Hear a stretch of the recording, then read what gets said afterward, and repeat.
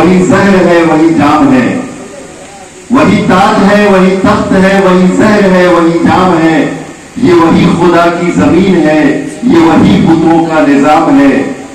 बड़े शौक से मेरा घर जला कि आंच तुझ पे ना आएगी, ये ज़बां किसी ने खरीद ली, ये कलम किसी का गुलाम है। मेरे भाइयों, समाजवादी धरती के सभी भाइयों, कारवानी इत्तेहाद व भाईचारा का मकसद क्या है? हम लोग बिल्कुल इस बात के लिए नहीं निकले हैं कि नीतीश कुमार जी के लिए वोट मांगा जाए, इसकी कोई जरूरत नहीं है।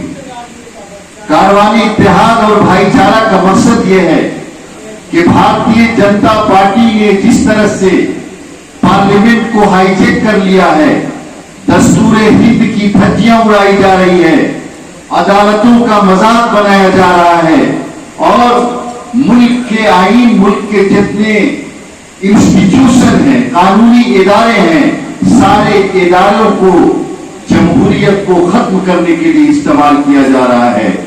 उसके लिए जरूरी है कि बिहार के लोग और बिहार के लोग की आवाज पूरे हिंदुस्तान में जाए।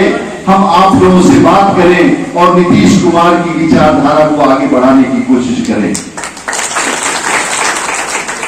मेरे भाइयों, जिस वक्त बिहार के नेता नीतीश कुमार ने यह डिसीजन लिया कि हम भारतीय जनता पार्टी को सत्ता से अलग करेंगे, वो कोई मामूली फैसला नहीं था।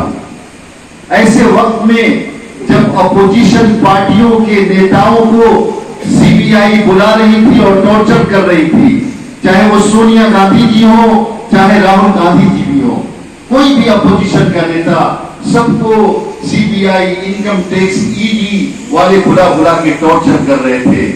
नीतीश कुमार जी का ये डिसीजन बहुत ही बड़ा डिसीजन था। लोग ये कह रहे थे कि कैसे ऐसा हो सकता है कि जनता दल यूनाइटेड के लीडर बीजेपी को छोड़ देंगे, लेकिन नीतीश कुमार जी सब कुछ बर्दाश्त कर सकते हैं। कोई अगर हमारी डेमोक्रेसी पे हमला करेगा, कोई हमारे कानून पे हमला करेगा, कोई हमारी अदालत पे हमला करेगा, कोई ये सोचेगा कि मुसलमानों की मस्जिदों में खोद करके भारतीय जनता पार्टी भगवान निकाले, दाढ़ी टोपी वालों को कत्ल किया जाए, गरीब मुसलमानों के घरों पर बुलडोजर चलाया जाए, इसको नीतीश कुमार कभी बर्दाश्त नहीं कर सकते। ये बुनियादी वजह थी, वरना कोई वजह नहीं थी। और जब उन्होंने ये फैसला ले लिया तो आपने देखा कि भारतीय जनता पार्टी की चूने हिल गई है। जिस दिन फैसला लिया उसी दिन से पूरी भारतीय जनता पार्टी, जो डेमोक्रेटिक रास्ते से जो लोग डिक्टेटर बने हैं, जो ये चाहते हैं कि इस मुल्क से डेमोक्रेसी खत्म हो जाए, परेशान है। मेरे भाइयों, आज से 9 वर्ष पहले कैसे सपने दिखा करके ये डेमोक्रेटिक तरीके से जमहूरी रास्ते से ये सरकार आई थी। मैं सिर्फ एक मिसाल दूंगा कि कैसे भारतीय जनता पार्टी के लीडर डिक्टेटर हो गए हैं। 2016 के नवंबर में इस मुल्क में 2 वाकया हुआ। एक, नीतीश कुमार ने डिसीजन लिया कि शराबबंदी लागू की जाए। दूसरा, माननीय प्रधानमंत्री श्री नरेंद्र मोदी जी ने डिसीजन लिया कि नोटबंदी की जाए। अब दोनों फैसलों पर गौर कीजिए। नीतीश कुमार ने तमाम पॉलिटिकल पार्टियों को बुलाया, चाहे वो अपोजिशन की पार्टी थी या अलायंस पार्टनर थी, सबसे मशवरा किया कि हम शराबबंदी करना चाहते, क्या राय है? सब ने कहा बहुत अच्छा। उसके बाद वो असेंबली में गए, विधानसभा में गए, वहां सभी पार्टियों ने कहा कि ठीक है शराबबंदी कीजिए। उसके बाद वो काउंसिल में गए, काउंसिल ने कहा शराबबंदी कीजिए। उसके बाद नीतीश कुमार जी ने डिसीजन लिया कि शराबबंदी की जाए। लेकिन नोटबंदी हुई, आपने देखा कि माननीय प्रधानमंत्री जी को सपना आया कि नोटबंदी की जाए। उन्होंने आर्मी के लोगों को बुलाया, ऐलान हुआ कि प्रधानमंत्री जी कोई ऐलान करने वाले हैं। 6 बजे आर्मी के लोग आए, हम लोग डर गए कि क्या होने वाला है। 8 बजे वो टेलीविजन पे प्रकट हुए और कहा उन्होंने कि नोटबंदी की जा रही है। ये डेमोक्रेटिक तरीका नहीं है, ये डिक्टेटरशिप है। और हमारा बिहार जो लोकतंत्र की जननी है, कभी डिक्टेटर को बर्दाश्त नहीं कर सकता है। हम ऐसे लोगों को बर्दाश्त नहीं करेंगे। नीतीश कुमार जी का ये डिसीजन बहुत बड़ा डिसीजन है और हम लोगों की जिम्मेदारी है कि हम नीतीश कुमार जी के साथ खड़े हों।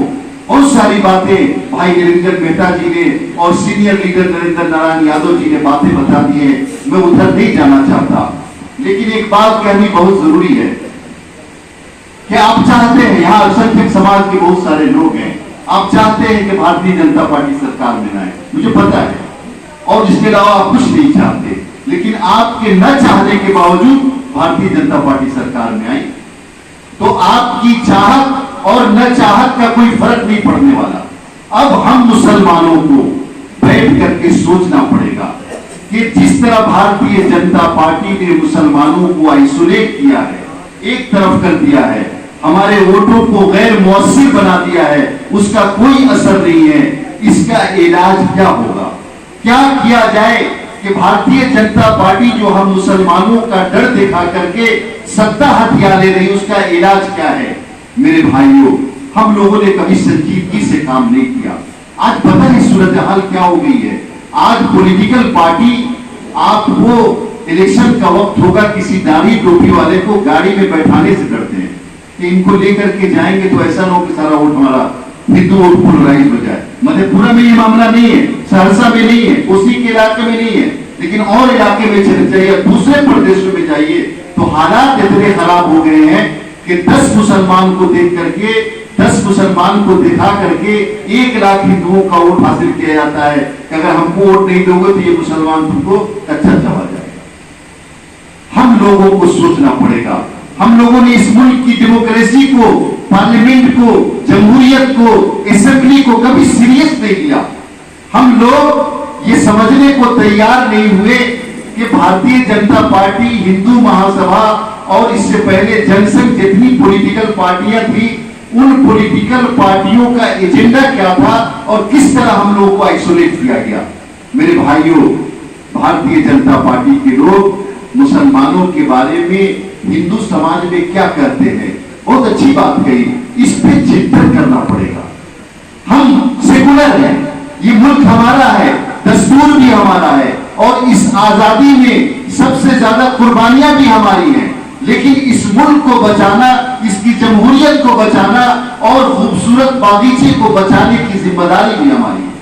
हम घरों में बैठ जाएंगे, इससे काम नहीं चलने वाला है, हमें निकलना पड़ेगा। हमारे बारे में भारतीय जनता पार्टी के लोग यहाँ के हिंदुओं को, बाज हिंदुओं को ये बताते हैं कि ये तुम्हारे मंदिर के दुश्मन हैं, तुम्हारे मंदिर को नापाक समझते हैं, और हम मुसलमानों का रवैया उसको सही साबित करता है, जबकि हमारी शरीयत ये कहती है कि मंदिर की हिफाजत मुसलमान को ऐसे ही करनी है जैसे मस्जिद की हिफाजत करनी है।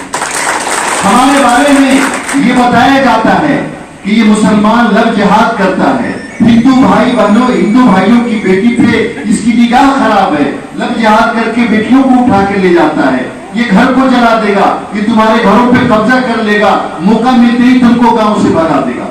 आप समझ नहीं सकते कि मुसलमानों के बारे में अफगानिस्तान का वीडियो लेके आते हैं और दिखाते हैं कि देखो हिंदू महिलाओं को कश्मीर में कैसे जुल्म हो रहा है, अगर यहाँ हम वोट नहीं दिया तुम्हारे ऊपर भी ऐसे ही जुल्म होगा। ये बात पिछले 70 वर्ष से की जा रही है और हम मुसलमान काफिर हैं।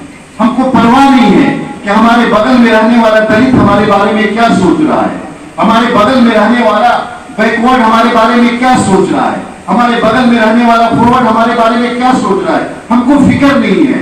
जहर भरा जा रहा है, जहर भरा जा रहा है। आप सोचिए कि कल तक जो कौम मुर्गी जमा कराने के लिए मुसलमान को खोजती थी, वो दाढ़ी टोपी वाले को चूड़ा घोंप देती है। कौन ये जहर भरा है? चूड़ा घोंपने वाला मेरा भाई है, उसके दिमाग को किसने खराब किया? कौन जहर भर रहा है? और हम लोग क्या उस जहर को खत्म नहीं कर सकते? कारवानी इत्तेहाद और भाईचारा का मकसद यही है कि हम मुसलमानों को अपनी मस्जिदों में, अपने मोहल्लों में भाईचारा कमेटी बनानी पड़ेगी, और भाईचारा आपस में भाईचारा के लिए नहीं। अगर हमारे गांव के जो दीवारें खींच गई हैं कि ये हिंदू मोहल्ला, ये मुस्लिम मोहल्ला, ये दलित मोहल्ला, ये मुस्लिम मोहल्ला, वो दीवारें गिराई जाएं। और हम अपने भाइयों को, आप हफ्ते में एक दिन तय कीजिए कि हम अपने हिंदू भाइयों के बीच जाएंगे, उनको बताएंगे कि हम तुम्हारे दुश्मन नहीं हैं, हम तुम्हारे दोस्त हैं। आप यकीन जानिए, अगर ये काम आपने शुरू किया तो इस मुल्क का नक्शा बदल जाएगा और भारतीय जनता पार्टी की टीआरपी है कि नफरत जिस दिन खत्म हुई उस दिन भारतीय जनता पार्टी खत्म हो जाएगी। आप चाहते हैं ना भारतीय जनता पार्टी खत्म हो? हाथ उठाइए। सब लोग चाहते हैं। अगर चाहते हैं, ईमानदारी से चाहते हैं, तो इसके लिए वक्त देना पड़ेगा। यकीन जानिए, भारतीय जनता पार्टी नजर नहीं आएगी। लोग ये इल्जाम लगाते हैं कि पोलराइज हो जाता है, हिंदू मुसलमान को वोट नहीं देता है। मेरे भाइयों, आज के दिन मैं कह रहा हूं, आज के दिन पटना में एक पंचायत है जहां इकलौता घर है मुसलमान का। वहां के तमाम हिंदुओं ने आकर के उसको मुखिया बनाया हुआ है। बहुत अच्छा मियां जी है, इसको मुखिया बनाओ। और आप याद रखिए कि इस मुल्क का हिंदू इतना लिबरल है, जब आपको पता है कि इस मुल्क में इकलौता मुसलमान केरला में आया था। तारीख पढ़ लीजिए। केरला में जब मुसलमान आया तिजारत करने, तो वहां के 2 साल के बाद वहां के सारे हिंदू जमा हुए। कहा कि आप तो बहुत अच्छे आदमी हैं, आप हमारे राजा बन जाइए। कहा कि भाई मैं तो आया हूं बिजनेस करने, कैसे राजा बन जाऊं, अरब से आया हूं। कहा कि नहीं, आप ईमानदार हैं, झूठ नहीं बोलते, सबकी इज्जत करते हैं, ऐसे करते हैं, वैसे करते हैं, आप हमारे राजा होइए। सारे हिंदुओं ने मिलकर राजा बना दिया। अगर हमारा रवैया सही रहा, आपको पता है कि साईं अब्दुल अजीज जो सबसे बड़े भगवान है कौन है, पढ़ लीजिए जाकर के। इसलिए मैं मुसलमानों को, मेरे अपने भाइयों को ये खबरदार कर रहा हूं कि हमें अपने रवैये में, हम पता है कि हम लोग गलत नहीं है, लेकिन हमारे बारे में जो गलतफहमी फैलाई गई है उसको दूर कौन करेगा? हम ही को दूर करना पड़ेगा ना।